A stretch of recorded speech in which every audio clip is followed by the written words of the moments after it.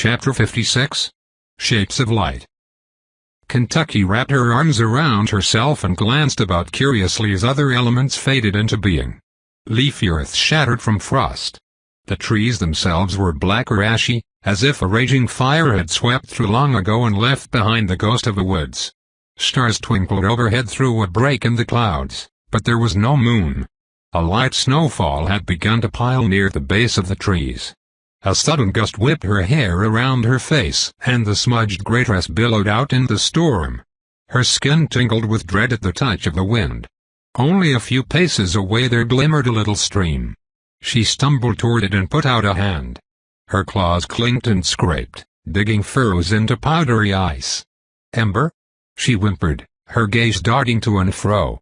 Something snapped and crackled around her, and she glanced down to see that the earth itself was crumbling. The nearest tree creaked with a sound like creeping ice, or cracking wood. She grimaced at it, unsettled. This forest was both foreign and familiar, though she knew she had never once set foot upon its loamy soil. "But I have sung to it, before. Molded it with my voice, before, like damp clay."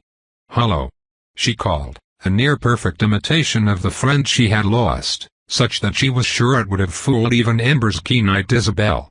Her summons echoed through the woodland hillside, and instead of gradually fading, it grew louder, and louder, and louder, until she covered her ears from the din of her own cry.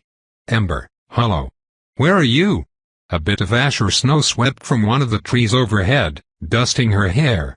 She angrily dashed it away, and glimpsed the faintest wisp of light through the whirling darkness. A glowing, golden ribbon of ethereal wonder which lashed about in the storm. Kentucky instinctively reached out to catch it, and as her hand passed through the luminous strand, she snatched a whispering voice on the wind. "Can't stay up here much longer, is that Kentucky?" "Wait, I need to." The thread whipped out of reach, and the voice abruptly vanished. Kentucky let out a grunt of surprise and annoyance, darting after it, and each time she thought to snag it in her fingers it lashed away, leaving her with only a fragment of a thought and a sparkle of color. "Don't have much left. She can't touch me here if—" "Please hurry, Kentucky, if that—" a big stick, broken branch, or a throwing stone. "Breath, I really am alone." The last of these wispy fragments was tinted by lurid sunset colors of fear and soft swirling lavender blues of resignation, and it was these sentiments which set her scrambling to scale the snowy hill crest before her. She had not quite made the ascent when the dulcet chant drifted forth on the ash-scattered gusts of wind.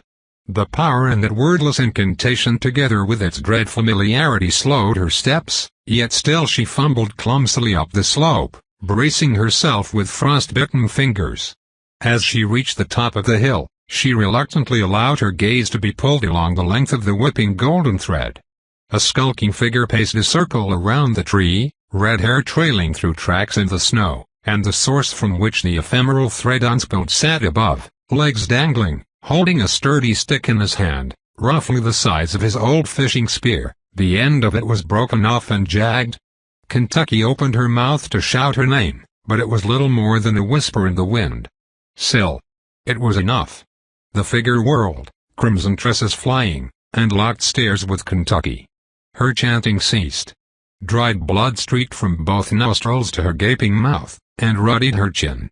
Her nose, once perfect, was now slightly crooked, but the imperious face of Sylvie, high maven among the council of whispers, the blood-sworn, she who had become before any else of her brethren, and faithful warden of Kentucky the unbecome, remained a perilous countenance which could never be forgotten nor mistaken. Full lips twisted in a furious snarl, and black claws curled in taloned rage. Half-wit. Kentucky yelped like a wounded wolf pup, cowering beneath the thunder of that voice. It blotted all but the basest of intentions from her mind. If she could but reach Ember, that was all that mattered now. As she tore her gaze from her sister, his blue eyes found hers in the swirling storm. He had shifted into a precarious crouch on the limb, and was edging closer to a pile of snow and leaves which had mounted up at the base of the next closest tree. Before she could decide what to do next, he launched himself into a wild and foolish leap, flailing for a moment before tucking and rolling in a cloud of lofted powder with an impact that ought to have toppled him. He sprang up, dusted in ashy snow. Syl unleashed a shrike's call that billowed a gust of withering wind. Kentucky stumbled as Ember seized her hand in a shocking grasp. He knew, as she knew. She suddenly wished that she didn't always have to run. She wished she could turn and frighten her sister away, lull her into submission. But she was weak. All her life she had fled from adversity, hiding away in the thickets and stony clefts and lonely tide pools, where none might witness her cowardice but little songbirds and absent-minded mussels and buzzing dragonflies, and now that Ember was by her side, she must pull him along with her. Running was the surest path to survival. For her, the only path. Find shelter, Kentucky thought miserably, though she had scarcely thought it when a darker resonance overwhelmed it through their clasped hands, like a clanging bell. Find a weapon. Ember's fleeting recollection of his lost fishing spear distracted her, and she wondered why the pretty sword had not followed Ember into his dream. Ember wondered if it was because he had not been holding fish bitter. Kentucky realized that she had never known the rune spelled fish bitter. But they both agreed in their minds that this was foolishness, none of it could avail them now. Kentucky had once embraced Ember's mind without sight, and now that she stood in the midst of it, there was no barrier to occlude her from the shifting colors of his dream. Perhaps this landscape of wishes and thought was a real place, perhaps not. Even so, a siren's breath had power here. She cast out a searching sound, the first baleful enchantment of every siren infant, a glottal, chirping inquiry. And when the echo returned to her, she shaped a resonance with it, breaking and cracking her natural range to sink deeper, and deeper, still. Until her breath just touched the song of the roots. For it was surely in the dark and loamy places, in the sleeping calm where the wind and snow could never reach, that Ember would be safe at last. Shapes of Light Part 2. A green spark of intrigue darted across their linked hands. What do you mean by th? A tangled root burst up from the cracking earth in a cloud of dust and snow, and Ember let out a shout of surprise.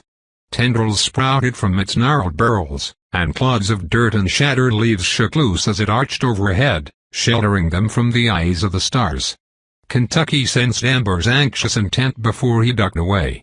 She tightened her grip on his hand, standing fast, and held her splintering focus on the dusky song of the roots and hidden things beneath, slowly lifting a faint chord above it, the hymn of all things bright and green. Layering melodies had never been her strength. The effort strained her throat, threatening to shatter her song into silence. A ghostly screech and a shiver of wind turned the hymn to ash upon her tongue even as a bower of roots and gnarled branches reached for the clouds like the ribcage of some long-buried beast. Kentucky was prepared to drag Ember forth, but he must have felt it within her mind, for he darted ahead, stumbling over root and bough and yanking her along behind him.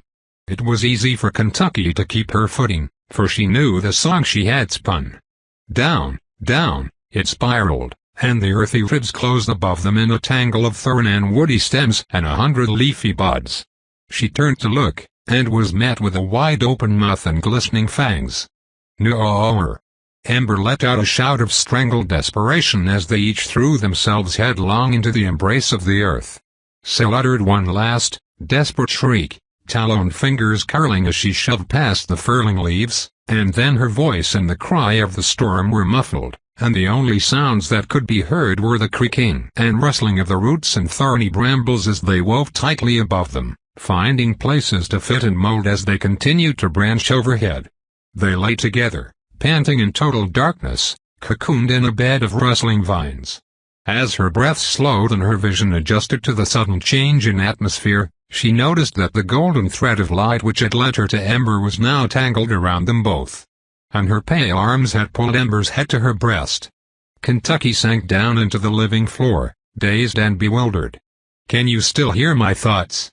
It was a hesitant inquiry, tinted by soft blue notes of surprise and secret delight. Kentucky trailed her fingers through his curls before she understood what she was doing, and froze. "No." A splash of amusement followed swiftly. But before her embarrassment could fully manifest, a ripple of fear upset the colors of his mind, the hues of fury and crimson, of claws and feral siren teeth snapping through the brambles. Kentucky tightened her grip on Ember, humming serenely, "I sang for many thorns to shelter us," she assured him in a hush. The vines rustled and stirred more tightly around them at the touch of her voice. As they lay entwined within the coolness of the earth, she felt his mind drifting back toward the day which they had entered the mountain's door. She did not like where those thoughts were straying. Kentucky retreated into herself as best she could, resolved not to dwell upon anything she did not want Ember to know. And since that was everything, she found it easiest to fill her thoughts with him, though he would sense that she had never wished to push him away, only, no, must not think. She knew only his closeness, his softness, the intake of his breath. "This is nice," he confessed effortlessly, his rough, dry fingers finding hers in the darkness. "Is your sister gone, then, forever? Here, you will be safe. Only, you must never fly from this nest, or Syl may find you again. I fear that my song can no longer shield your mind and dreams." She hadn't meant to admit her own weakness, but it sparked through their connection before she could dampen it. He clasped her hand with a timidity, and she felt him waiting for her to wound him again. The great light of his soul that was cast out before him sheltered a fragile core, recently broken twice over, and she dared not shatter it for a third. She moved away from the thought quickly, but he seemed not to have noticed, lost in the ebb and flow of his own fancies. "Before you made this place for us, I was desperate to awaken, but now I think I could be happy dreaming forever, as long as you were beside me." Those silly words took her back to the garden. Then, when he had spoken as much, she had thought them wishful and of not much significance. But perhaps her human companion could truly be content anywhere. Forever. It was a startling notion to one who was satisfied with nothing. "Then rest here," Kentucky relented weakly. An hour's respite was the very least she could provide, all she could offer him. After, his mind pressed into hers and Kentucky fought against it, impressing the notion that if he were to delve too enthusiastically she would physically shove him away. "Why are your thoughts so dark?" He wrapped his arms around her waist, and sighed, sinking deeper into an embrace that she had never intended to give, never wanted to give, and found disturbingly enjoyable. She felt him smile at the unspoken thought. But there was a sadness under it. She was the cause of both the smile and the sadness. "Because that which I am wanting is never mine to keep. But this is still my dream," Ember said, a challenge bristling under the words. She felt herself reclining into his insistence, as if it were a comfort. "And now that you're really here, I want you to stay." "I am not knowing how to leave," Kentucky confessed. "I am never dreaming before. So, I suppose I must stay until you return to wakefulness. If we can be like this a little longer, I don't mind. Do you?" She felt the warmth of his affections fall upon her. It was soft and a little bit sad, like the sweetness of dappled sunlight in the salty shallows, those sheltered coves where the ocean nudged the shore and deciduous boughs reached toward the open air, little leaves dancing on the waves. He, too, wanted a thing which he could never have. "Maybe we can just want, together." Kentucky found she did not know which one of them had thought it. She twirled a strand of his hair around her finger, and he snuggled closer. Love lilted from the song of his soul in hues of gold like gentle laughter, even as a deep and crimson heart poured out like blood. It was effortless and rhythmic, more like the way he breathed than the manner in which he spoke aloud. But Kentucky could return to him none of it. Instead, she forced all dangerous thoughts from her waking mind, and sat in the inky ache of silence. She who dared neither laugh nor bleed. Chapter 57 The Empty Throne. When Ember awoke, it was to the pleasant sensation of cool, soft fingers on his wrist, and the sleeping darkness faded further and further away. His bones were brittle and his muscles ached, but much of the confused pain which festered in his soul had quietly drifted away while he rested. A gentle floral essence reminded him whom he had to thank for that. He yawned, rubbing his cramped neck, and then sat up blearily. "Kentucky? I am here." And her words brought with them the shadow in the dark, and the foolish kiss that never was, and the flashing fangs of the sister, and some of the forgotten pangs returned. Kentucky hummed beside him, lifting her hand and combing knots from her tresses. She had poured more of their meager water supply over her head recently, and her scarred skin shimmered like dragonfly wings. Skeins of her oily black hair were amusingly ruffled, and she appeared to be in the process of restoring them to their usual array. He lifted a hand to self-consciously tidy his own unruly hair and was overwhelmed by the scent of crushed flowers. Their tangled embrace in the bower of earth and roots returned to him, too. He flushed, distracted, and it took him a moment to realize that Fishbitter lay bare upon her knees. Ember blinked at the sword, surprised to see the weapon and the sirena so close to one another, without the former having impaled the latter. The enchanted runes glinted like laughter, as if they now possessed a secret which eluded him. He quickly decided that he was too tired to question it. "I'm glad," he murmured, glancing up at her. "Kentucky, about the other day. When and in the dream. Well, there's no use in it. I want you to know that I want you." He meant to add something else to that thought. Something he wished for her to do, to be, to him, but he could not name it, if such a thing there was. He only knew. "I want you." Kentucky sniffed, looking down at the sword, and tinked it with a claw.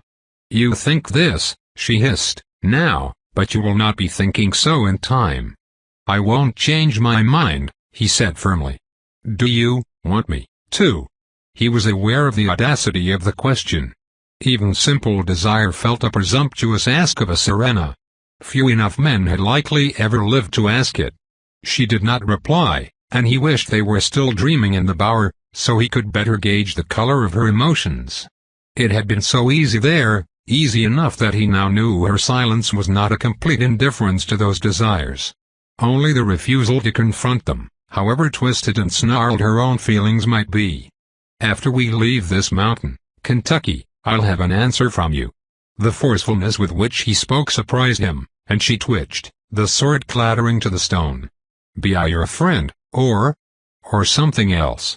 But we don't have to decide what we are to one another. Until then, when we have touched daylight again, maybe it will become clearer." Kentucky glanced up at him, her eyes big and unfathomable. He cleared the awkward hesitance from his throat. "Agreed?" Ember's weary heart beat rapidly as he anticipated her usual slight. Instead, she nodded solemnly.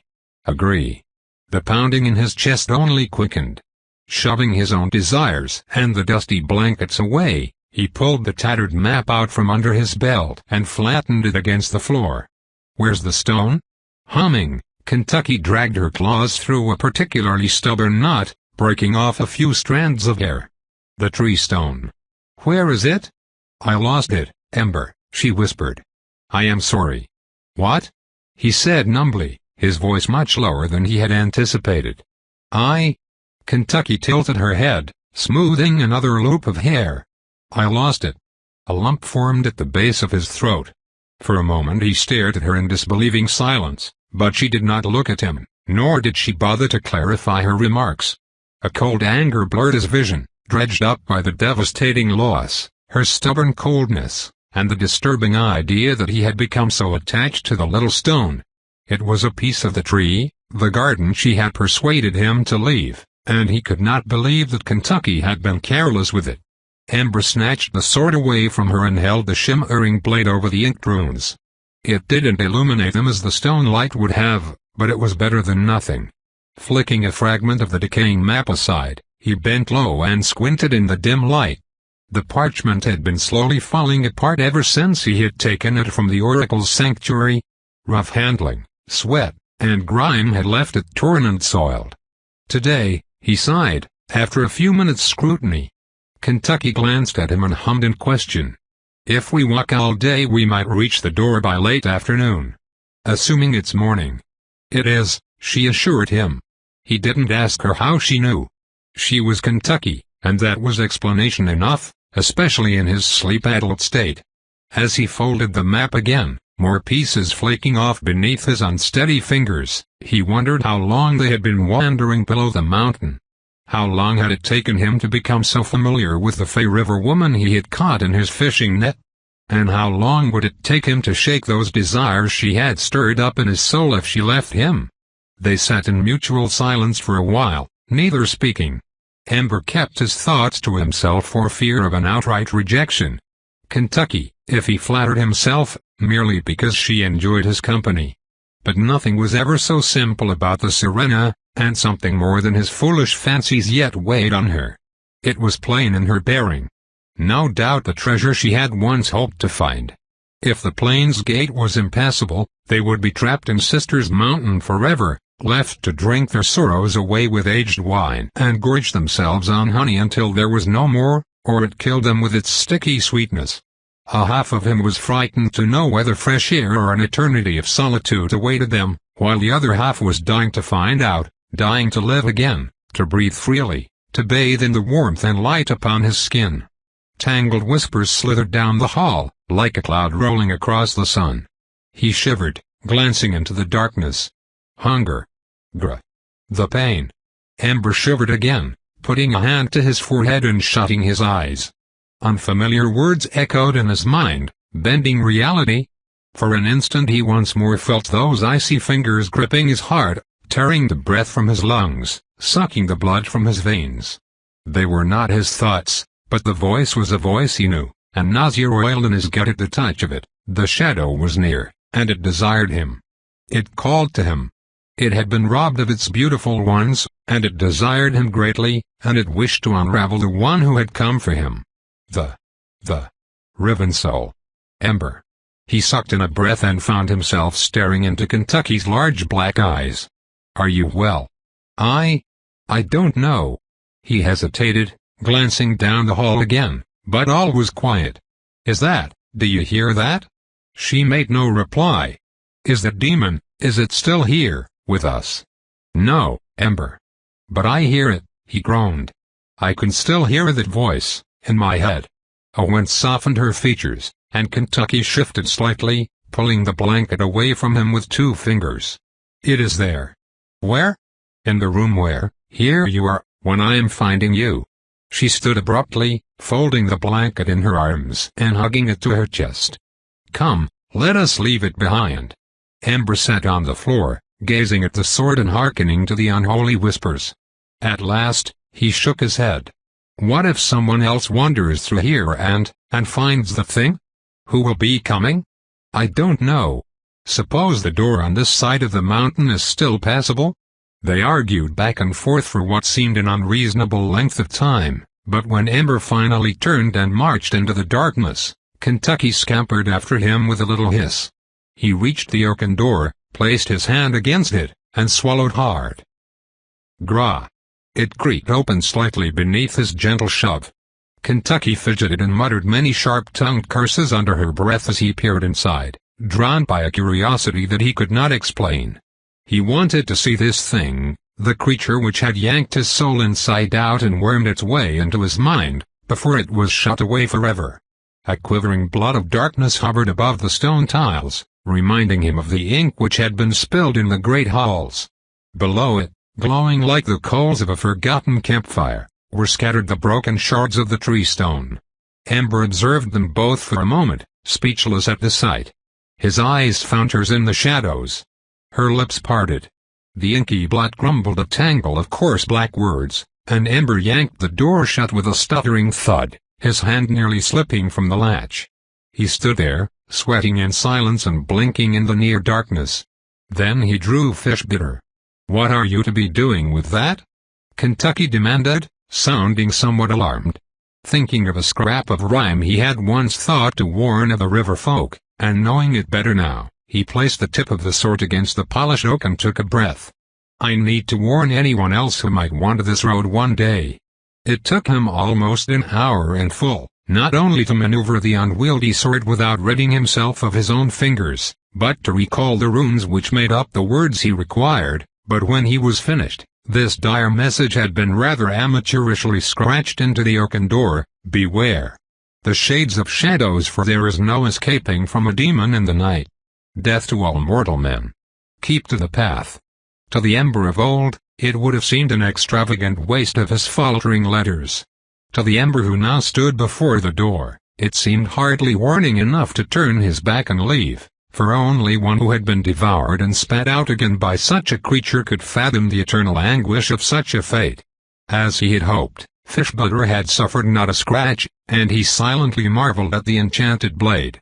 Perhaps it was not indestructible, but it came closer than any other tool or weapon he had encountered. Skilled fingers had crafted the blade, and a skilled shaper had woven those spells. It was his sword now, and he had no intention of leaving it behind to gather dust in the mountain. Village folk and travelers might ask him about its unusual nature if they saw the runes, but he could keep it hidden always unless he had desperate need of it. Heartened by the thought, he turned his back on the oaken door, and the shadow and the shattered stone which lay behind it, and trudged toward the plains gate, and freedom. The Empty Throne Part 2. Ember felt daylight warm his bones before it ever illumined his eyes. The strains of magic lifted and vanished like the sweeping away of a cobweb, the heavy cavern air thinned around them, and the darkness softened as the ever-present glowing veins of stone sourced from the great tree fled deeper into the rock above their heads. And then he glimpsed the end of the grand road, and beyond it, sky. Ember cried with a breathless laugh, and he ran, aches and pains forgotten in his eagerness. Ember! Kentucky called from behind, but the allure of fresh air and waving trees and upturned dirt beneath his toes was too powerful even for her siren magic. The light beckoned him. He sprinted headlong over the worn stone, faster, faster, his eyes fixed on the beautiful open road. He could almost taste the breeze upon his tongue, catch the drifting scent of summer wildflowers and hear the birds calling back and forth in the forest. A clawed hand snatched his arm just as he reached the mouth of the cavern, yanking him back, but he put out his other hand, wiggling his fingers. The stony path sprawled out before him, trailing away into soil and moss and tumbling overgrowth amidst an ancient array of cedar and pine. He encountered a familiar resistance, like gelatin, and slowly pushed his hand through. "It is going to let me pass. The mountain will release us." "Please," Kentucky panted in his ear. "Wait." He shivered, craning his neck upward in an attempt to see the sun. It lofted somewhere over the sisters, casting a mountainous shadow upon the ground outside. He couldn't reach its embrace from the door. "Ember." "What?" he shouted impatiently. She tugged on his arm. "What if we cannot be getting back and once we have gotten out?" He scoffed, but his heart tripped with a sudden uncertainty. Her grip was strong, her words potent. Could she truly bring herself to keep him there against his will after everything which had transpired, all he had done for her? Kentucky opened her mouth, but before she could speak a single word, a soft grating sound echoed from above. They glanced up, Kentucky crouching and Ember instinctively reaching for fish bitter. Far above, a circular slab of stone grated away from the ceiling, allowing a crescent of pale light to sift into the hall. Dust and bits of pebbled rock rained down on their heads, sunshine creeping across Ember's scuffed leather boots and Kentucky's bare feet, until they were standing in a perfect circle of daylight. Another stone slab began to shift away further down a grand corridor which she had not noticed sprawling off to their right. With each window which rolled open above, a pair of stone columns were revealed. These pillars, more so than the others he had encountered, had a weighty, ancient aspect. More debris filtered down through the beams of light, and at last the final slab of stone grated aside, the ceiling flickering with etched runes, and a grand beam of light fell upon a wide, flat staircase leading up to a stone dais. There, carved from the stone itself, rested two great thrones. He opened his mouth, stunned.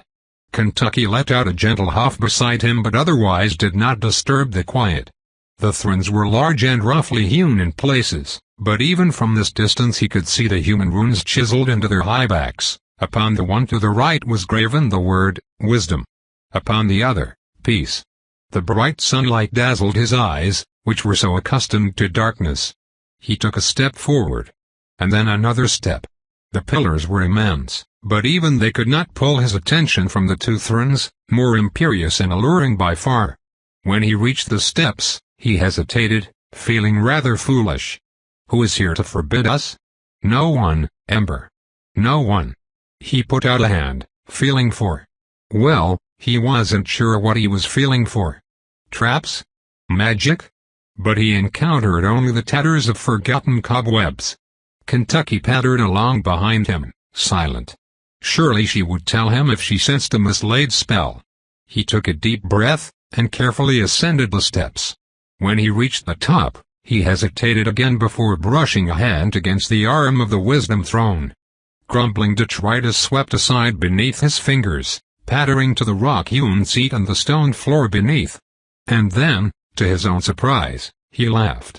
It rang out with 1,000 echoes, shaking the stone to life, and another shower of dust rained down on his head. His merriment succumbed to a painful coughing fit, and he pressed a hand against his chest, amused and awed by the thought that Ember Jarlson, alone of all those simple folk who dwelt in the shadow of Sisters Mountain, had come to this place of wonder and woe. Not a single soul was left to lay claim to these halls. If he wanted to crown himself king, who would stand in his way? "I think we're the next in line, Kentucky Flea," he proclaimed, grinning broadly. "What say you?" He beckoned to the smaller throne with a flourish, spinning on his heel. Kentucky still stood at the bottom of the dais, one bare foot planted on the first step. Her mouth hung open, her face impossibly pale. His smile slipped. A sickly pallor stole across her features, and he recognized the glossy sheen in her eyes. She was going to be ill. Ember lifted his hand from the throne and trotted down the steps, reaching for her arm. "Ah!" she cried sharply. He yanked his hand away, wondering for a moment if he had struck her. She spun around, shoulders heaving, and covered her mouth with both hands. "Kentucky, what's wrong?" The sirena shivered and shrank from his touch. "Ember," she moaned. "Oh, Ember, do not be thinking ill of me." "I don't think ill of you," he exclaimed, aghast. "Why would I?" "You must," gasped Kentucky, lurching away from him and flattening her hand against one of the stone pillars. She bent low, her hair hanging in front of her face, chest heaving. "You must." "You must." "Enough," Ember said, rather more harshly than he meant to. Her voice grieved him. "Is this about your siren treasure?" A faint breath stirred her hair. There is a truth which Ember does not know. Only one truth. He almost laughed again, but that would do little to remedy her fears, so he straightened his face instead. "I know that you've been keeping secrets from me." Her black eyes flickered up to him, and he took a shallow breath. "If you were going to tell me about Bren, I've known what happened to your friend. For a long time, now." Kentucky froze, her lips moving silently, and then bobbed her head to one side like a startled owl. Ember blushed, suddenly abashed, and scratched the back of his neck. "I saw, there was a vision, I suppose, some kind of magic in the Well of the Oracles. It was a place behind that stone door at the end of the hall, after all the mirrors shattered. Do you remember?" Her aspect went ashy white. Of course she remembered. "But I understand, it wasn't your fault." Ember cradled her cold, damp face in his hand, smoothing his thumb across her jaw. "Your sister tricked you." Kentucky twitched, her features distorting in some fey expression he could not reconcile with any human emotion. It had the essence of disgust, perhaps, or sorrow, and hatred simmered beneath it. "Bren." She whispered the name like a curse, as one who had seen a ghost. "Whatever you did then, or ever, changes nothing between us now," he assured her. "I promise." She hid her face in her hands again, muttering to herself. "Tell me." "Kentucky, whatever it is." Her spine stiffened, and she held up 2 fingers. "Do not touch me." His face flushed. "I am not." Her tongue worked against her teeth for a moment, upheld fingers trembling, before a sound of anguish burst up from the depths of her being. It wounded him, and he helplessly reached for her again. "Tell me what's troubling you," he pleaded, eyes watering. The force of her emotion brought it from him, though he thought he had cried all his tears the night before. "There's no need to torment yourself on my behalf." Another choked noise worked past her fingers as she covered her mouth with her hands again, but she refused to answer him. "I'm sorry," he murmured, his heart sinking. "I'm so sorry that we didn't find it." "No," she whined, pressing her hands to the sides of her head and staring down at the ground as she swayed to and fro. "No, Ember, I did find it." He stared at her, aghast. "What? But when?"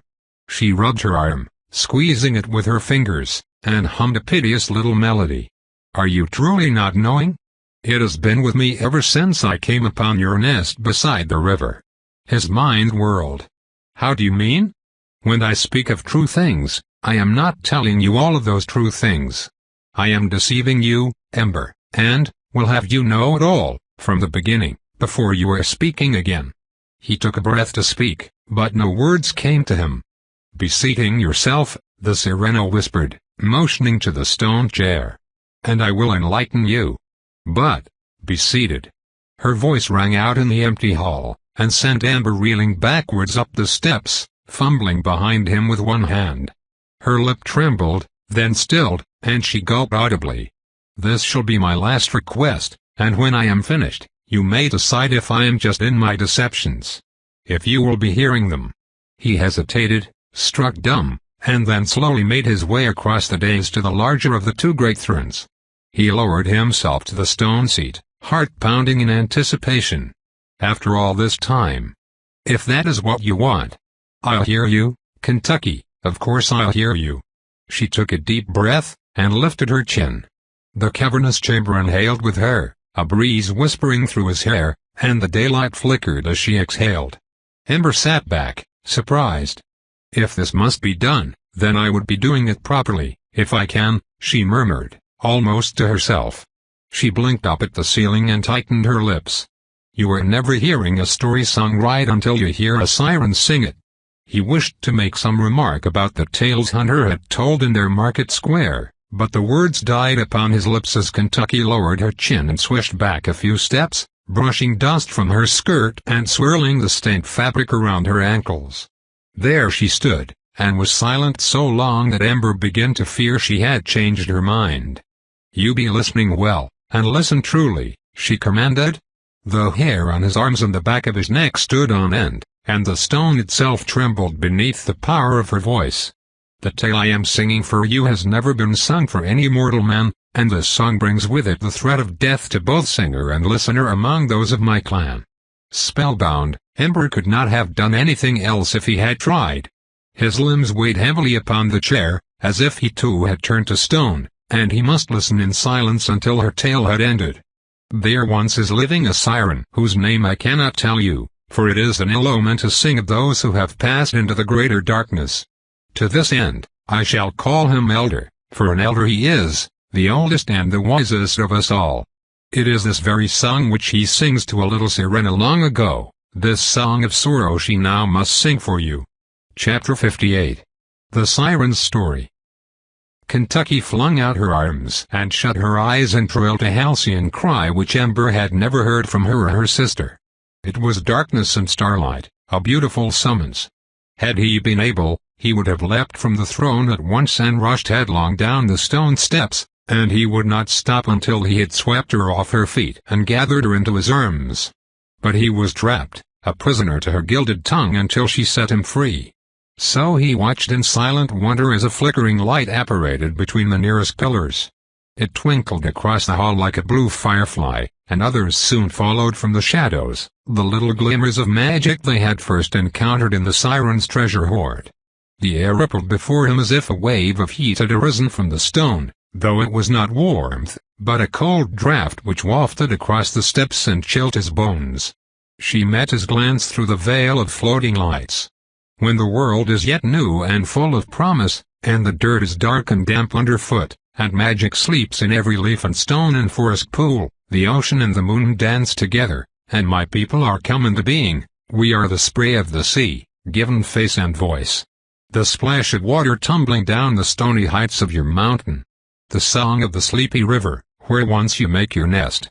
Kentucky swished her hands as if throwing colors into the air as Ember glimpsed once more the blues and greens of a distant ocean he could never quite imagine, and the fey lights scattered across the hall.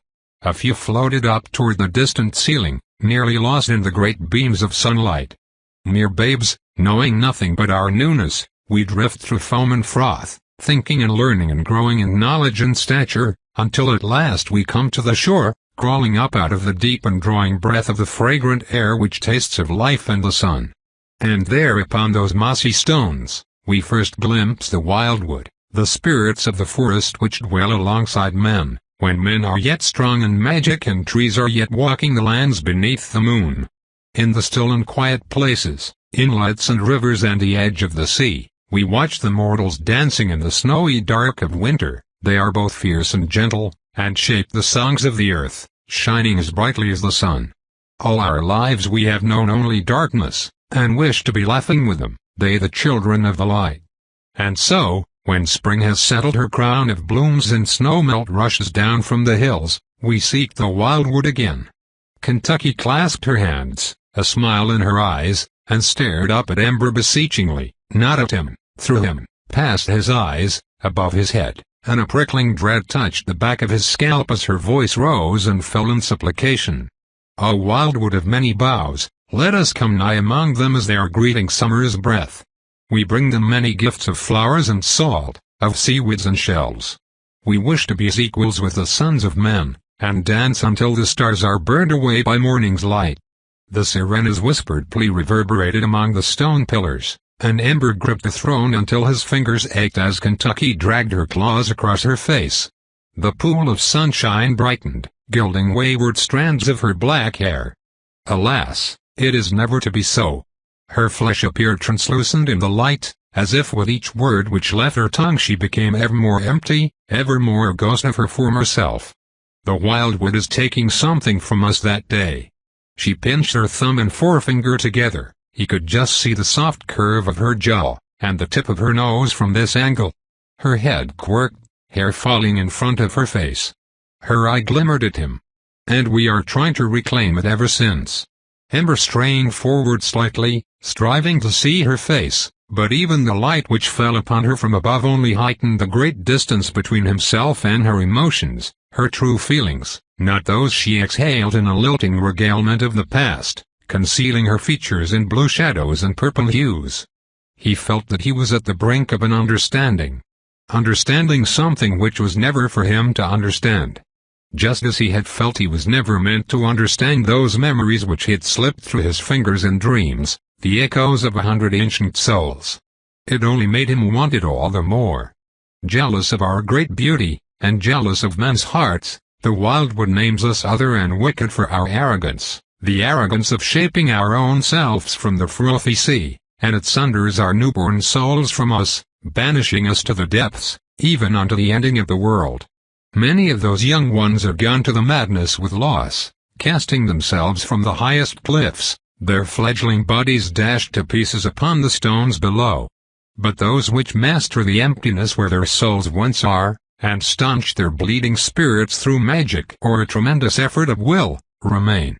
They diverge into clans, and multiply, and become like the darkness they hide within, driven to spill more blood, and more, by their eternal hunger and despair. Her desolate stare pierced him, and the back of his neck tingled as he remembered that she could kill him where he sat, if she wished to. Kentucky placed a hand against her ribs, and blinked softly at him. The great beauty that we fashion for ourselves is now abhorrent to mortal men, and the air we breathe is heavy with enchantings, and we hear the songs of the earth and twist those songs with our magic to ensnare your kin which linger here, whom my kin have grown to despise above all things. She ducked her head lower, eyes flitting up, and for a moment he thought, he knew, they glowed like green fire in the blues and purples of the shade. No, he blinked, and all was dark once more. You see, it is only in our envy. For the souls which remain to you. Ember no longer felt the stone beneath him. He felt as if he were falling. Some long-repressed instinct, one which he had battled ever since that day on the river, arose within him. And if he could have stumbled down the stairs and run for the door at the end of the hall, he would have surely done so in that moment. The phthalites drew near to Kentucky's pale face. Some nestled into the thick waves of hair she had looped about her shoulders. She held up a black clawed finger, and one light settled upon it like a tiny moth. Her gaze shifted from Ember to the little blue light, and though the weight of her stare was lifted, he was still bound by the heaviness of her words.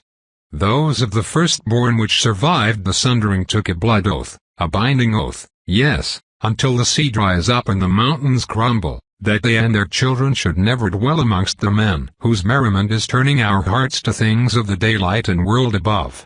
From their laughter, which once we loved, there came a terrible lamentation, we are of the ocean, and so to the ocean we are bound. We are parted from our essence, our very souls, for this one wish. and now it is the absence of our souls which consumes us, and we wish for nothing else. In this, the wildwood has won, and we are ever undone." Kentucky croaked once, her fingers twitching to her ribs again. A curse hissed around the hall, so quietly that Ember was unsure if she had spoken it aloud. Snailskin. Only one of these first deep dwellers outlives his companions, the eldest of all the clans in all the seas, and he keeps his knowledge of that day in the wildwood buried in his heart until his mind grows foolish with age, and he is at long last entreated by a little fish to tell his story. Ember's eyes widened at the thought of how very old that elder must have been, but his mouth would not open and his tongue would not move, and his hands remained clasped to the carven throne. Kentucky stamped upon the floor again, glimmers of magic swirling from her hair and around her uplifted arms. For a fleeting instant, with her smooth features and pale skin, she reminded him of the stone statues keeping watch above the waterfall stair. Her fangs flashed in a grimace, shattering the illusion. Long ago, a mighty warrior of the fiercest clan is taken to the edge of madness by soul hunger, and the power of his tongue is mighty, such that he possesses the strength to sway a horde of sirens. Senseless with his songs and lofty promises, they swear that they shall never bow to any mortal king. No, not they, the beautiful, the proud. They will work a feat of magic, and take as many souls as please them by force to replace the souls they lost. The air darkened and thickened around him like water as Kentucky stepped forward and back again, thumping the flat of her palm against her chest and guttering to herself. He was so absorbed in the scattered rhythm of it and the way she swayed to and fro that when she did speak again, it was not merely the thunderous projection of her words which startled him. "Why," Kentucky proclaimed suddenly, her voice deepening to a near baritone that shivered his senses with its wrongness, "must we content ourselves with any less than that which the human kings possess? Why must we hunger for their flesh? Why is it that we fade away to the cold and dark of the abyss? Are we not all of one life and breath?" She threw out her arm, a clawed finger pointing rigidly at Ember. With a sonorous thud, the air compressed beneath the growl of her song. "Are we not so worthy to rule our fates as the kings of men?" The magic dimmed and brightened and his heartbeat quickened and slowed in that otherworldly cadence. He felt afflicted, of what, he knew not. A strange wanting crept through Ember's mind, prickling him with thoughts that were not his own, clamoring together in a maddening, ravenous desire. A lust for lovely things beyond his Kentucky things once lost and never found again. Kentucky whirled, the stained and tattered skirts fanning out around her knees and her hair swinging wildly, and most of the Phallites vanished.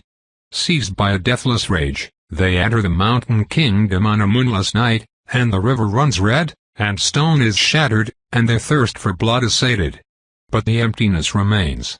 So many men and deep dwellers are lost to us that day, so very many spells woven and broken that the shape of magic unravels.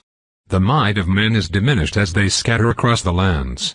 She took a step back, skin scintillating in the streaks of pale daylight, and for a moment the pool of sunshine shimmered around her bare feet, taking on a ruddy hue. The few lights which lingered floated around her ankles as she retreated into the shadows. And the deep dwellers fall back into the ocean's arms, and we promise one another that we will sooner die than to speak of the blood that is running that day beneath the mountain. Nor is any siren to keep company with a mortal for more solace than the replenishment we crave, for all mankind belong to the treacherous wildwood. The wilds, and their men, must never be trusted again. The Siren's Story Part 2. One of the Phallites drifted over the steps, toward the throne, but it vanished before it touched his fingertips. The little fish is asking why the elder keeps such things hidden away in his heart for so many winters, and he laments his cowardice. "I will surely be dying if I speak of that day once more." Kentucky clenched her fists around the dress and hummed a gentle melody, the tune she had hummed on his doorstep. Her features softened, and he wondered if those notes had been sung by another, once. At first the little fish does not believe him, though she loves the elder as if she were of his own bone and blood. He assures her that if she finds the mountain with two heads, she will surely see the truth of his words. He calls a meeting of the clans to sing of it all once more, before he is put to the death, but they will not even hear him, and tear out his throat before he can finish his tale. Her fists clenched and her arms trembled, but she composed herself so quickly that it could have been a trick of the light. Confused and lost in sorrow, yet roused by the hunger his words have stirred in her heart, the little fish seeks out a mortal in secret, to learn more of this mountain's whereabouts. After a restless searching, night and day, she encounters a man named Bren in the cliffs above the sea. Her head lowered and her shoulders drooped, but she held his gaze and lifted a hand, gesturing slightly as if plucking the melody from her own breast, soft and wistful. For a moment in the sifting beam of daylight, he thought he could see a little stone cottage tucked away against a hillside scattered with tall pines, bowed beneath 100 winter winds. The little fish has never spoken to a mortal man, nor has she known such a thing before as friendship. It is her ignorance which is to be their ruin.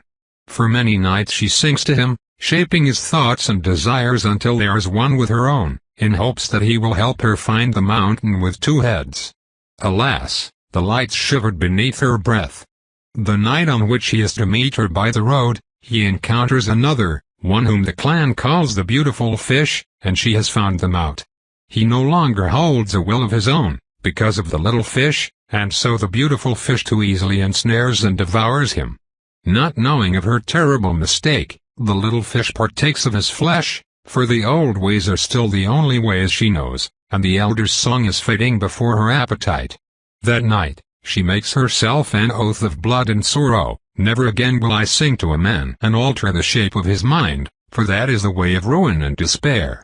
The strength in her words had ebbed, replaced by a quiet calm, and yet Ember felt this most deeply of all. He knew that it was pain. It was a thing he had learned, long ago. Pain which had been harbored in silence for many a year often ceased to resemble itself, and became nothing more than a dull, bothersome ache in the bones. One who knew the ache could always see it, hear it in another. Forsaken by her plan, and cursed by the emptiness within, she wanders for many summers and winters, this many, perhaps, and Kentucky showed him the number 10 with her nimble fingers.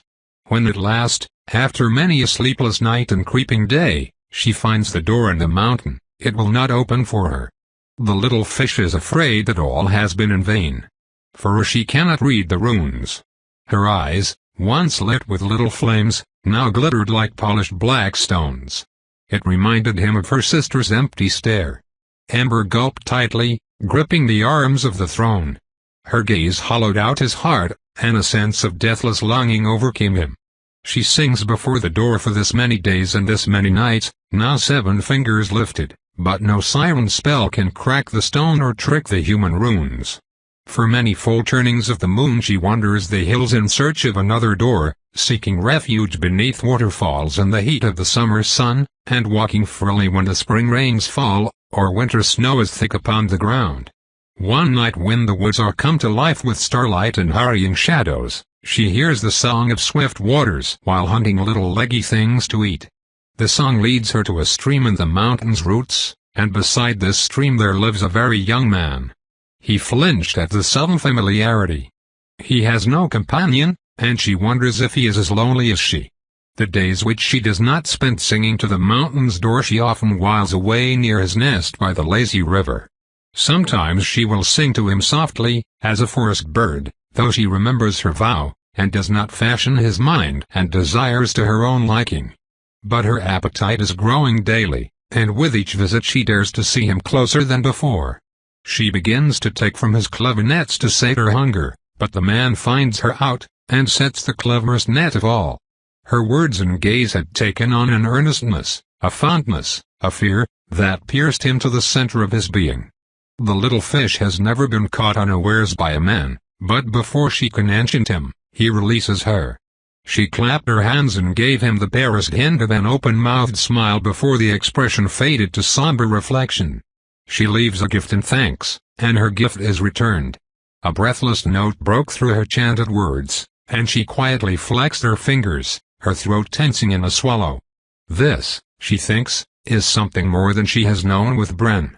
For it is freely given, and the little fish has never been given such a thing before in all her seasons. And she thinks it will not break her vow to bring this man so far as the door in the mountain, if he desires to come with her. Kentucky swayed forward, a single barefoot step, and her lashes fluttered. Ember's heart thudded hard. And he did come with her. But he is punished for it, for all those whom he loves hate him for the sake of the little fish, and his nest by the river is destroyed. She closed her eyes, a hollow peace falling over her face. And the little fish is glad of it, though she never tells him so. For now he has reason to accompany her. They seek the door in the mountain, and enter it, and what they're finding there proves the song of the elder true. And though there is no longer a mortal king beneath this mountain, the little fish begins to hope that she may find some forgotten spell, a spell to shape a soul which she has never known, and that the man she brings with her might wield such power on her behalf. She shuddered, squeezing her eyes so tightly shut that the bridge of her nose wrinkled. For a moment he thought she would cry out, but she only slumped and sighed. The storytelling grandeur slipped away, and for the first time she addressed him directly, her voice sinking to a breathy whisper.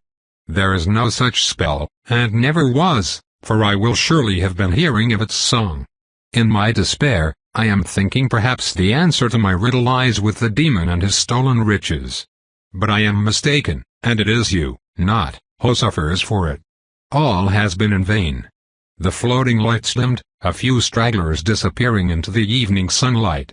This is how my kin are cursed, and I am the most accursed, for I am deceiving you in this, and had I learned the secrets of that demon, I should even now be sorely tempted to part your soul from you, as it did. Kentucky swallowed visibly, unsettling the rhythm of her story, and the pause gave Ember enough clarity to sit up straighter in his illustrious chair, stomach churning. And take that beautiful light for myself, whatever the ending.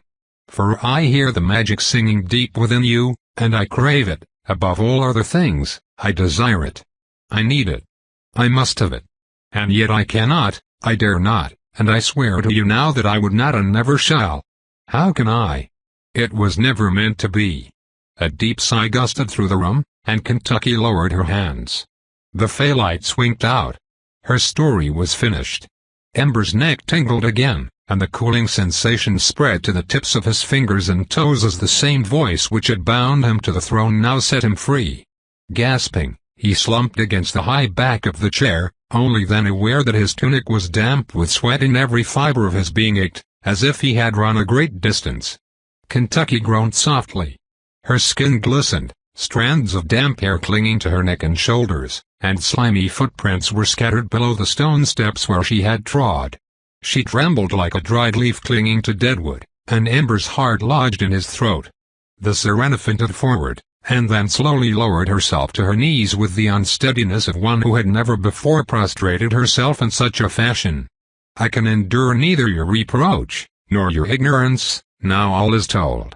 The words rasped against her chest, as if the distillation of 1,000 stories into one had sapped what remained of her strength. I expect nothing from you, and I know what it is I have earned. I bring you here with good intent, but am keeping much unspoken since the day I first called you by name, and great harm has come to you because of it.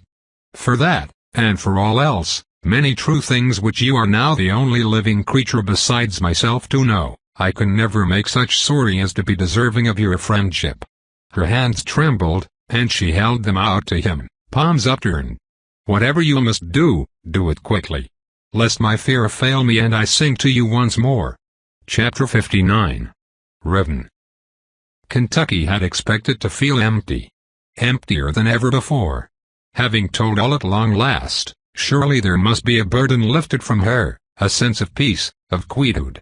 Surely the clamoring voices must hush, and all the world must sigh in relief that those long-held secrets were fled from her.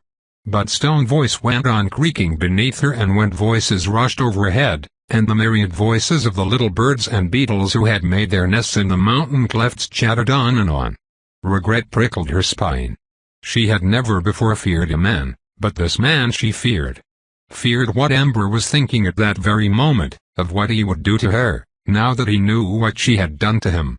Doubtless he had not really believed that she could bring him to harm. He had been too enamored of her at first, but no mortal creature could ever mistake her story for a lie. By far the worst of it all was that he now understood the truth which had departed from the memories of men, that the core of her soul was riven and dead, along with the rest of her kin. And, When they might have begged for mercy, they had chosen instead to follow the whims of a mad siren, splintering the kingdom of men and unraveling the very weavings of magic in their lust for the beautiful blood of his people. "Have I not earned some portion of your trust?" he had said, not long ago. "You have mine, if you wish for it." Never again would he trust her. Never again would he yearn for her touch. And yet it was his touch, his words of assurance, which she so jealously craved, his living fingers, warming hers with each beat of his human heart, unafraid of the river folk, of her cold and slippery embrace. The song of his blood melted away like snow in a spring thaw, insignificant before the thought of his hand upon hers. But Kentucky was resolved to speak no further. She would not beg for her life, already having sought his understanding, a more valuable thing by far. It would not be meet to seek his forgiveness also. Instead, she knelt with her face turned to the stone steps and her hands outstretched, listening to him breathe in a steady measure. Only when she could not withstand his relentless silence did she risk a glance up at the looming throne. A ray of evening light wandered down from an aperture in the ceiling, spilling over a tumble of golden curls and drawing her attention to his prominent nose. He sat very tall, head tilted against the high back of the chair, chin lifted. His arms rested softly on the stone wings of the throne, as if they had been graven for him alone, and not an unknowable lineage of long-dead kings. Heavy lines darkened his brow and shadows smudged beneath his closed eyes. Something of Ember yet lingered in that face, but all the youthful ignorance was gone. Tears had streaked through the grime on his cheeks and his somber aspect was not like to that of mortal men. As if her story had granted him but a few of the many seasons she had endured. "Even in this, you have hurt him." Just as Kentucky inhaled softly, he leaned forward and opened his eyes. "Why do you tell me this now?" His speech was unexpectedly quiet, capturing her focus as deftly as a siren's song. She stared up at him in confusion, and he waved a hand casually, resting his elbows on his knees and losing the rest of his kingly appearance. "I mean, why did you tell me after all this time, instead of keeping your secrets? I asked you for them often. You know that all I ever wanted was the truth." Kentucky returned her attention to the stone steps, digging her claw into a thin crack that ran through the ancient rock. But no answer came readily to her tongue. For she felt that he knew already, he only wished to hear it in her own words. "Kentucky," he prompted in a whisper, and the whole of her shivered at the sound. He liked to speak her name, and once it gladdened her. Now, it made her sad to hear it. "Because," she confessed wearily, "all these many days and nights, I am wishing to find a way that I might take your soul for my own. I never am wanting to take it all. I have no wish to end your life. And I am afraid that if I tell you so much, you will leave before I am knowing how to accomplish this." He shifted. "And now?" Kentucky blinked down at the stone, casting about for any human words that might express her emotions, which were slowly tangling and strangling themselves into a wretched nothingness. She found none. "You have failed to find any spells or enchantments in this mountain on your own," he said simply, sounding very tired, "and now, after trying everything but to ask the one you call friend for help, you have come to me at last. Is that it? You want me to feel pity for you, to relinquish my soul to you?" Wriggling slightly, Kentucky sniffed and wrung her hands. It was true, in part. But to hear it from him, in such plain speech, mortified her. "I do not come to you, Ember, for anything." The words dropped from her tongue without emotion. "I will never come to you again." Ember stood. He took the stairs one at a time, until he stood on the step above her head, and there he crouched and grasped her sticky hands in his much larger ones. Kentucky stiffened, but he had already pulled them to his lips and planted a dry, scratchy kiss upon her knuckles. His breath warmed her fingers. "I am Ember, son of Jarrell." Kentucky's glance darted to his in fleeting confusion, and then around the room to see if there was any other figure he might be addressing, but he spoke as one who knew what he was about. "And I deny the claim of the wildwood upon your soul." Her eyes went wide, for as the words fell upon her, he suddenly appeared to her more like a crownless king than a boy. "Surely there is no curse nor darkness which can have lasting power in a realm of broken magic," he reasoned, So in the name of the kings who ruled beneath this mountain, I demand that the wildwood restore Kentucky Vlee's soul." Her heart trembled with desire. The words resounded with such vibrant authority that for a moment she almost believed them. Now that he had declared such a thing, as the wondrous creature he looked to be, surely the great light of his song would quench her thirst, reweave the threads of fate which had been sundered from siren kind. "No, this is nothing but foolishness." Even so, Kentucky licked her fangs and shivered. "What are you doing?" He smiled carefully, lips parting, and she could see his straight, human teeth behind them. "Putting things to rights, of course, as my ancestors ought to have done so long ago." As moments passed into minutes, she felt no less hungry, no less empty. His attention weighed heavily upon her, and she was already uncomfortable with their closeness. She tried to tug her hands away, but he moved his grip further up her arms, catching the bones of her wrist. Did he believe in his own power? The daylight spilled between them, bathing Ember in a golden glow. His clear blue eyes were wide and unguarded, and she cowered before them, breathless in her shame. "Perhaps," she pleaded, hesitated, and loathed herself, once more. He took a breath, and then rose, pulling her upright with him. "I am a son of men, and I cast away the curse of the wildwood and restore to Kentucky Vlee a living soul." She looked away, waiting quietly in the light of the thorns. Neither of them moved. The light dimmed slowly as time passed, and she knew the sun was setting outside the stony hall, but Ember remained as still as the carven thorns above them. Kentucky shivered, suddenly cold. Ember blinked. Do I appear as I always am, to you?" she sniffed finally. She knew in her heart what he would say. He sighed, relaxing his grip on her hands. "Did your ancestors appear any different, before their souls were riven? How am I to be knowing this?" "Well, what of the hunger? The emptiness?" Kentucky hissed faintly. The sound rose up from deep within her bones, an insulting reminder of her otherness. The reminder made her angrier, and all the more envious of the glowing pool of magic which he harbored beneath his ribs. Ember withdrew, pulling his hands from her. His mouth tightened at the corners, and Kentucky felt the burden of more and more unspoken blame crushing all around her ribs. It was getting difficult to breathe beneath the weight of it. "You were cruel. And yet how foolish, how deceived she had been. To dare think even for a moment that any mortal might avail her eternal suffering, to hope that he could shape the magic within himself, as only the tongues of her own people ever could. The elder had been mistaken. There is no magic left in men."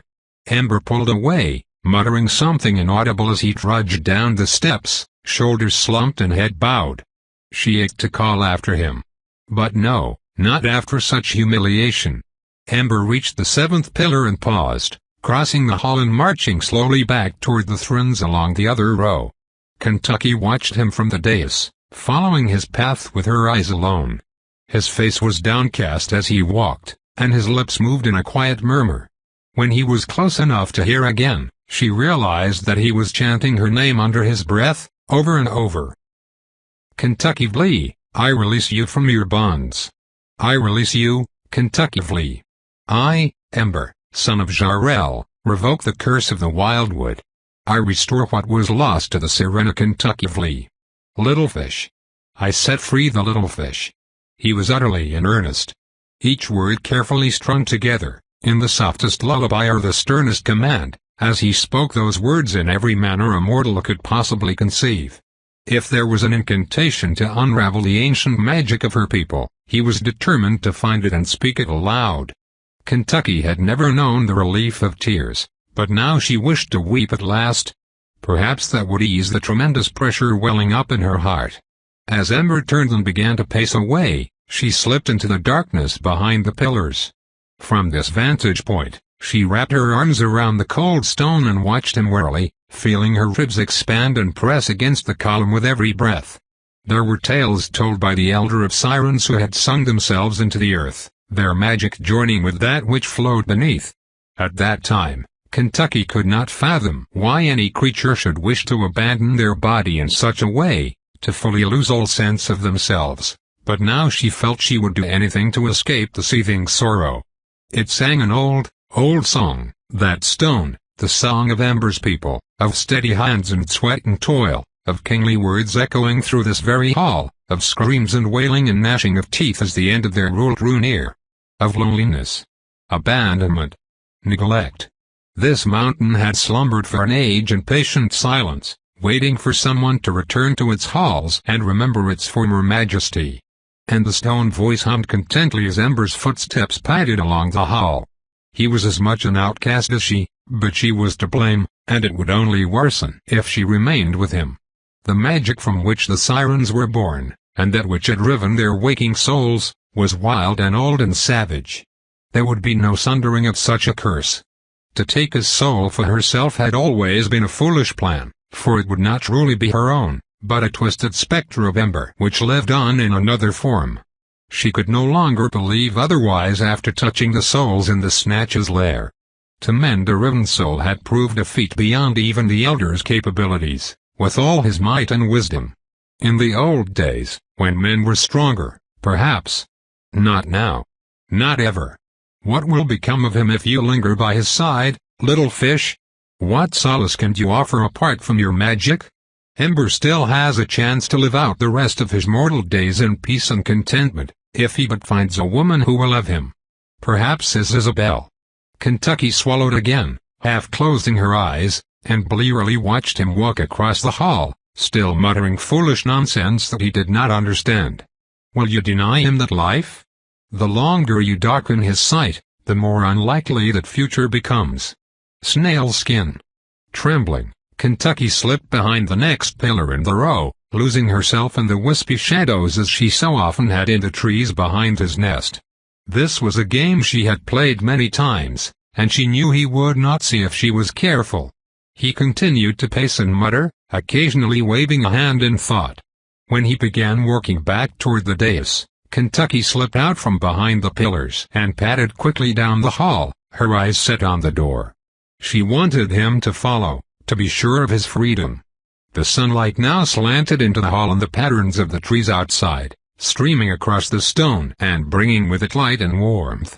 She had almost reached the plains gate when Ember's scuffling footsteps hitched, and she felt his eyes upon her. Kentucky? Scampering the last few steps to the entrance of the cavernous mountain stronghold, Kentucky pressed her inky fingers against the open space. Sunlight glowed through the palm of her hand, and beyond it lay a broad flat stretch of grass.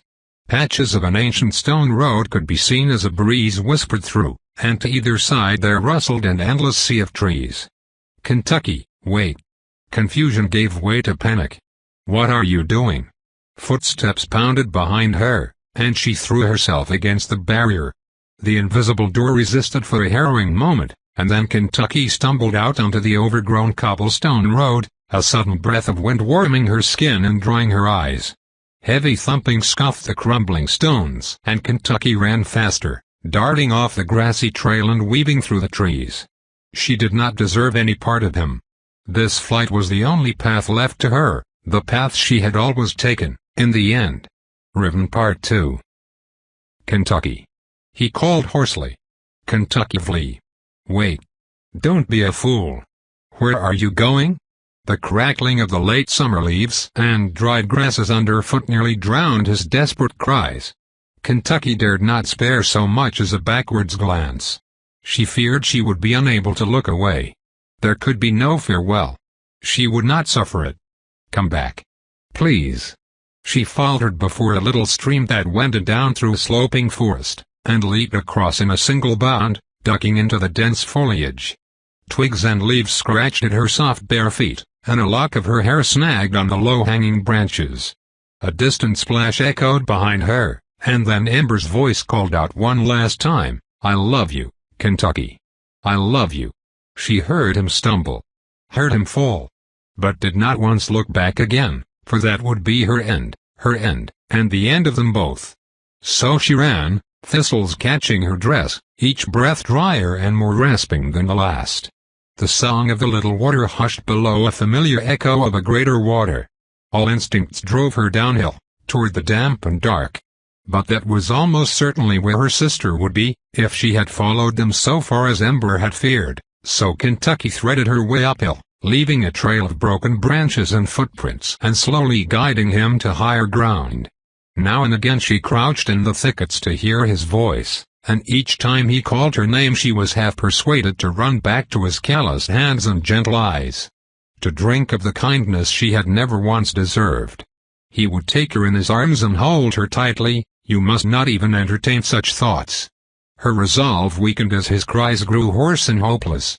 When at last Ember was stumbling up through the towering pillars of cedar and pine, toward the stony ridges nearer the mountain's crest, Kentucky made herself unseen and looped back through the ancient trees, across the crumbling road, and down toward the lake. Closing her eyes, Kentucky sniffed twice, drawing deep the scents of leafy boughs and trodden earth. Night had fallen over the ancient thoroughfare, and she had circled around again to face the two-head mountain, taking paths that he could never find. Her lonely wanderings had ushered her across a broken path beside the stream, once spanned by a stony bridge which had crumbled into ruin, and a large patch of bushy leaves and tiny flowers which grew a little way down the hill. Nitban. The sweet, crushed scent she left in her wake reminded her of him. She put it out of her mind as quickly as possible. The singing lake was nestled far beneath the mountain's shadow, down a gentle slope and tucked away within the forest. She knew its name, for the man had pointed it out to her on the map once, Crescent Lake. He said the word was like a fledgling moon, owed to the curving shape it had worn in the land. Perhaps it had changed much since those days. Perhaps little. She could already smell the green water and crocuses, and its voice sang softly to her heart, beckoning her while yet out of sight. From the lake, she would make her way to the ocean, if there was sufficient water along whatever path she chose. Further than that, she dared not ponder. After a longish while of creeping through thorny undergrowth, Kentucky reached a grassy clearing, and there, spread out before her, lay a vast and shining water. The moon glowed through the branches of the trees, its silvery light reflecting on the deep, which held 1,000 stars in its glittering reach. A restless loon cried in the distance as she hastened toward the pond grasses and waving cattail stalks, craving its healing touch. Crescent Lake welcomed her with a splash, and a cloud of bats startled from the trees, swooping over the glinting reflections with a chorale of airy squeaks and chirps. She dipped her hands into the water and poured it over her hair as she waded in. The dress suddenly pulled at her shoulders, scratchy wool soaking up the water and darkening as it floated about her legs. She hooked a sleeve with her claw, and almost tore it away. But it still smelled faintly of forget. Kentucky squeezed her eyes shut for a moment, hissing and spitting, and stamped a foot on the slippery pebbles, sloshing more water onto the dress. How could she forget, now? Now that she knew what, forget. Forget. Kentucky lowered herself into the shallows, spreading out her arms and letting her feet leave the slippery stones as she took a deep breath and closed her eyes, floating among the reeds. The water was her companion of old, the truest master of her fate. The heavy skirts dragged at her, threatening to pull her to the lake bed. She did not resist. The water closed over her face, lofting the sodden dress around her body as her hands fell across rotting wood and slimy weeds. Little fishes swam past, curious about the stranger in their midst, but she did not close her fingers around any of them. She had grown accustomed to the hunger. It was a part of her now. If she could not have him there with her, then she would have nothing at all. Moonlight and starlight wavered through the surface of the lake, playing across her eyelids. A gentle light, not hot and dry like the light of the sun. It was a cold light, as cold as the blood that flowed through her veins, a friend of shadows. Forget. Forget. Forget. For an age, Kentucky lay as still as death. Occasionally a current drifted past, rocking her gently, but she opened her mind to all the voices which whispered in the water, letting them drown out the pain in her heart. Yes. Yes, it was better to forget. A soft sound vibrated through the water. Kentucky stared at the murky rippling surface overhead. It was familiar. She sat up slowly, lifting her head and shoulders from the soft embrace. The world of sound welcomed her return with a dull pop, and for a moment all she could hear were the droplets of water dripping from the end of her nose. No crickets cared in the tall grass, and no night birds sang. A warbling whistle disturbed the stillness.